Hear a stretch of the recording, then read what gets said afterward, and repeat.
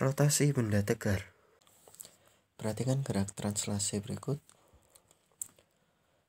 Berikut adalah salah satu contoh gerak translasi pada bidang persegi 4. Selanjutnya, perhatikan gerak rotasi berikut.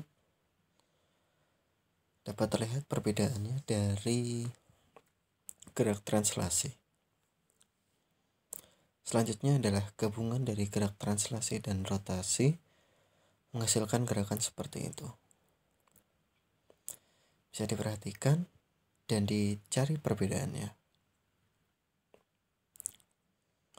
Oke, selanjutnya adalah tentang momen gaya atau bisa disebut juga dengan torsi. Terdapat titik pusat dan lengan gaya serta gaya atau F dan lengan gaya L. Perkalian antara F dan L menghasilkan torsi atau momen gaya, sehingga momen gaya sama dengan L dikali F.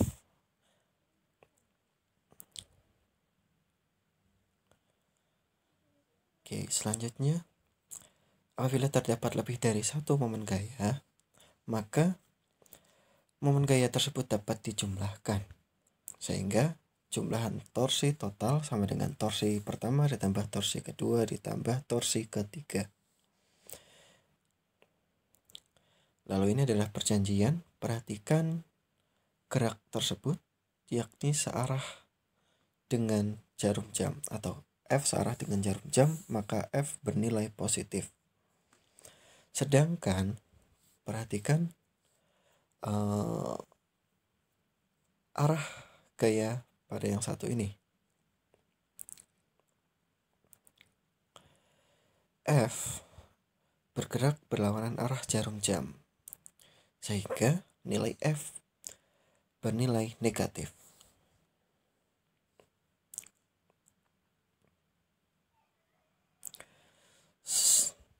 Selanjutnya, untuk membuktikan bahwasannya perbedaan gerak arah gaya juga akan menghasilkan nilai positif dan negatif. Gunakan pada F1 yang searah jarum jam, F3 searah jarum jam, dan F2 berlawanan arah jarum jam. Sehingga nilai torsi dari F2 bernilai negatif, sehingga total torsinya adalah positif torsi pertama dikurangi torsi kedua dan ditambah torsi ketiga. Karena F1 dan F3 searah jarum jam, sedangkan F2 berlawanan arah jarum jam. Nah, selanjutnya perhatikan pada gambar berikut, ilustrasi berikut, di mana titik pusat berada di tengah. Maka didapatkan nilai torsi sama dengan minus torsi pertama dikurangi torsi kedua ditambah torsi ketiga. Silahkan dicari tahu sendiri mengapa bisa seperti itu.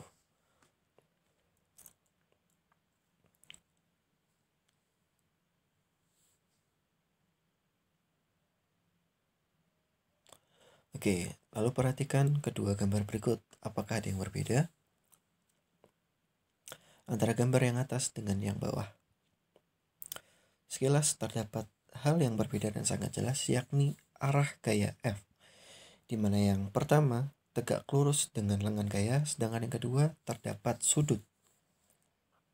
Maka apa yang harus dilakukan?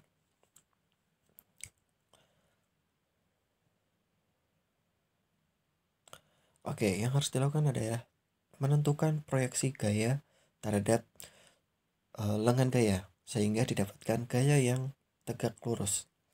Untuk memperoleh proyeksi gaya dilakukan dengan mengkalikan sinus theta atau sinus sudut, sehingga torsi sama dengan L dikali F dikali sin theta atau sin besarnya sudut yang terbentuk.